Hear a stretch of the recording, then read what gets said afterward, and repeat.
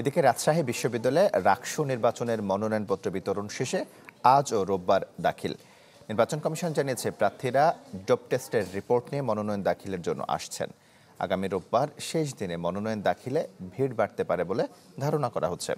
গত মঙ্গলবার প্রথম বর্ষের শিক্ষার্থীদের ভোটার তালিকা অন্তর্ভুক্ত করায় তারা অন্তত 50 জন প্রার্থী হয়েছেন এই নির্বাচনে। আগামী 8 ও 9 সেপ্টেম্বর রাকসু নির্বাচনে প্রার্থীদের মনোনয়ন যাচাই বাছাই করা হবে। এদিকে জাহাঙ্গীরনগর বিশ্ববিদ্যালয়ে জাকসু নির্বাচন ঘিরে প্রচারণা চলছে, তবে ডোপ টেস্টের প্রস্তাবে মিশ্র প্রতিক্রিয়া রয়েছে প্রার্থীদের।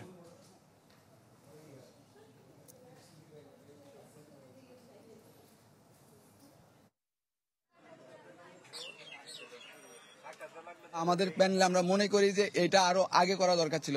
বিশ্ববিদ্যালয় প্রশাসন যখন একদম নির্বাচনের দোরগোড়ায় এসে এই সিদ্ধান্ত নিয়েছে, আমরা মনে করি খুবই সুশৃঙ্খল ভাবে তারা তাদের কার্যক্রম শেষ করবে।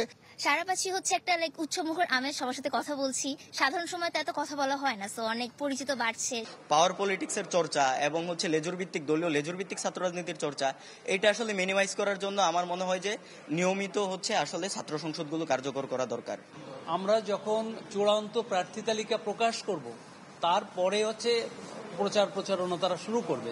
তার আগে প্রচারণা করাই আচরণবিধির লঙ্ঘন।